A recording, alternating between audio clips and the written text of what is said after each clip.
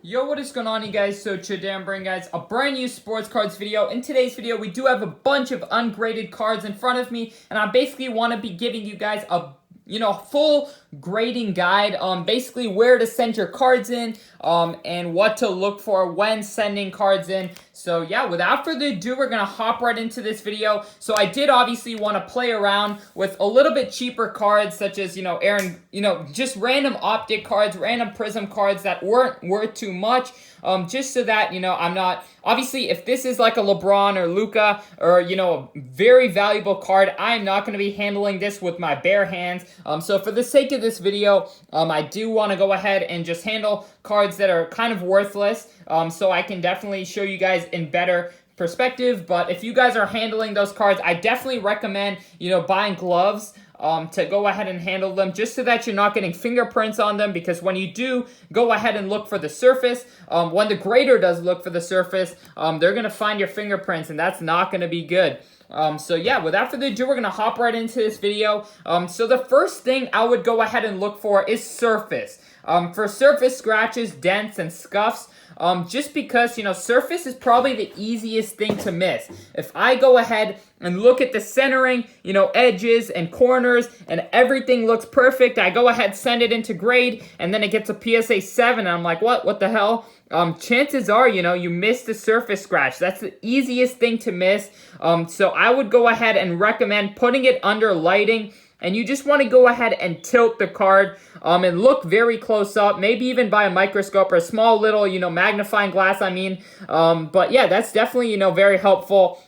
And as you guys can see, you can probably see my fingerprints right there.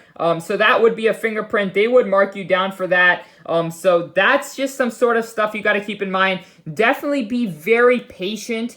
That's a big thing. If you are very impatient and trying to, put your cards back in sleeves very fast, and, handle cards with your hand, I would not recommend it. So yeah, definitely, I would say surface is probably the toughest spot to look for. You really got to go under this different lighting. This is I hope you guys can see it good on the camera, but this is kind of the lighting you want to go for, and just tilt it all the way around. Make sure there are no scratches on the back or front, because they will ding you for that very happily. So definitely just looking at that, making sure there's nothing they can ding you on.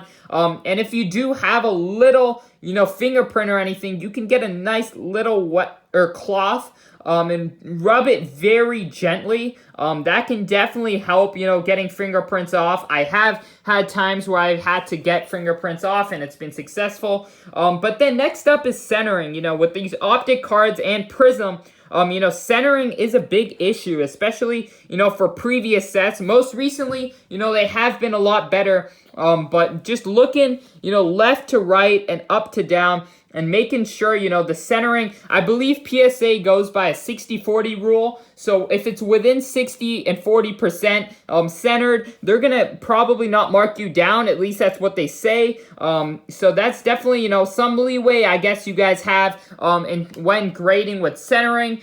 So definitely, just looking at left to right, up to down, and making sure you're within 60 and 40% is probably, what I look for when sending a card in. But next up, you do obviously want to look for corners and edges. That's pretty self-explanatory. Make sure there's nothing, no soft corners. Make sure they're all sharp all around, edges as well. That's quite, I guess that's probably the most basic part of, grading, is just making sure there's nothing on the centers and edges. I would say that's pretty self-explanatory, but obviously, I do get a lot of questions on who I grade with. There's a lot of Instagram group submission people, and I definitely recommend, grading with one of them for multiple reasons. Firstly, if you're grading by yourself, you're not going to be prioritized in terms of time. To be simple, if somebody's sending in 1,000 cards, they're going to be top priority over you if you're sending 2 cards in, because they, obviously they're a more valuable customer than you if you're sending in 2 cards and they're sending in 1,000. And that being said, they're going to want to give you better grades because they're going to want you to submit 1,000 cards again, right? So they're definitely going to give you better grades if you are, submitting as a group. So I would go ahead, the guy I use is KK_sports cards on Instagram. He's definitely quite good. He'll even check your cards before you send them in, and do any cleaning they need. But I definitely, recommend just finding any group submitter and submitting, obviously reputable. You don't want them to be taking your cards and just, not sending them in and pocketing them. But yeah, definitely, I think, group submissions are great. They're going to prioritize you in terms of time. They're going to give you the benefit of the doubt when grading, because if you submit 2 cards in, they're fine giving you a PSA 8 and, knowing you won't send 2 cards in again, because they're not looking for customers that are sending in 2 cards. They're looking for customers that will send in thousands of cards in the future, and that's why they're going to want to give you favorable grades so that you submit again. So I definitely recommend going with a group sub, especially on these modern prisms. I will say, for the most part, they're quite well, they grade quite well, honestly. What I would go ahead and search up, obviously before grading a card, I would search up what percentage of them grade a PSA 10, what percentage grade a PSA 9 in the past. Obviously, it's not perfect numbers, since people have minimum grades and all that. But on PSAcard.com, I would definitely recommend looking at, percentages before submitting cards. And then also, before you submit a card, I would make sure that the card is worth, at least 70 to 80 bucks in a PSA 10, because if you have to be prepared to still make money if you get a PSA 9. That's kind of my rule of thumb. When I buy raw cards, I try to get them for the price of a PSA 8. Just so that even if they get an 8, I'm making my money back. But if they get a 9, I'm still making money, because a lot of cards you think will get a 10 will get a 9, in fact, because, PSA, simply put, PSA and BGS, they're trying to limit numbers. PSA does not want a million Luka Doncic PSA 10s out there, because the more PSA 10s out there, the lower the price.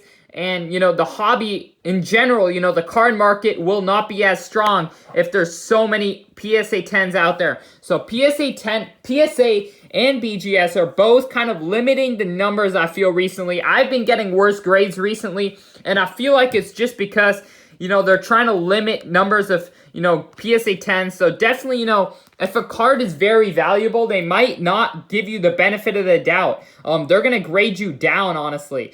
So I would recommend, first of all, group submitting is probably definitely helpful, because they are definitely, going to give you a little bit of a benefit of a doubt if they are, in some situation. I think they'll give you the 10 so that you guys can grade again with them, because obviously they get more money as more people send in cards. And a little side note on autographs, you definitely want to make sure, it does not, if it's a sticker autograph, you want to make sure it does not, the autograph does not go out of the sticker. That is definitely very bad. Or, if the autograph gets cut off, you could get like a 8 autograph. They can also grade the autograph, and they will be, honestly, they're pretty ruthless. If I'm being honest, they're going to look for a lot of different stuff. And especially what I would say is really helpful is going ahead and searching up PSA 10s of the card on eBay, just so that you don't miss anything. Sometimes you will have, for example, on a card like this, the RC, will have a little bit of a, misprint or something like that. So you definitely want to look for PSA 10s of the card and literally just go for every single writing, like the select right here, the RC, the Jordan Poole name, the Golden State Warriors, all that, and make sure that it's all printed correctly as a PSA 10 is, because a lot of the times if there's a misprint, you're going to get graded down hard. So definitely just making sure that it matches, a PSA 10.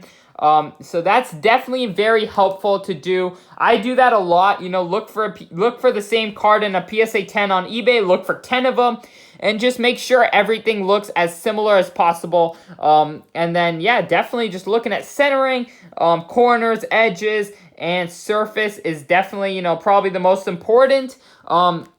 But yeah, I would say if you are going ahead and submitting by yourself, try to gather at least 10 to 15 cards when submitting. And plus, turnaround times are a lot better when you submit more cards, from my experience, because they're going to let that guy who sent in one card, they're going to put him in the back until, they have enough time to go ahead and look at them.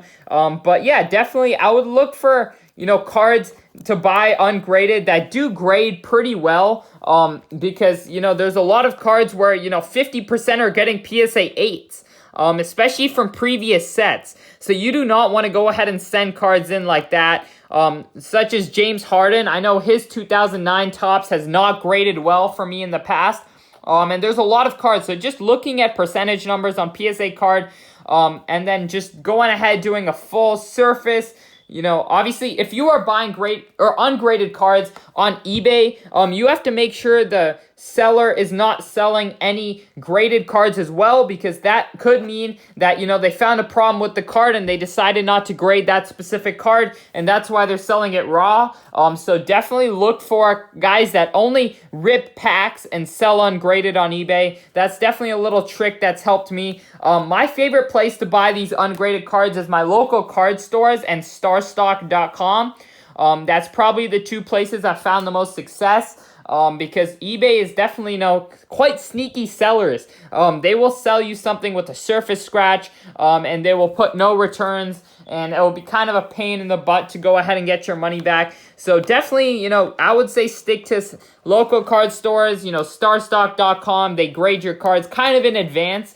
And then buying, I definitely think, just buying lots is very helpful. Buying lots of, 20, 30 cards.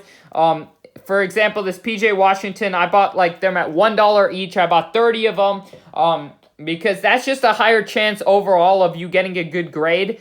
So yeah, really hope you guys did enjoy this video. Let me know if there's anything I missed. I can always make a part 2, but I really hope you guys did enjoy. If you guys are interested in my membership program, go ahead, click the link down below to sportscardsinvest.com. We've been making a killing lately, even though the market has not been as hot. But without further ado, I hope you guys did enjoy, and I'm out. Peace.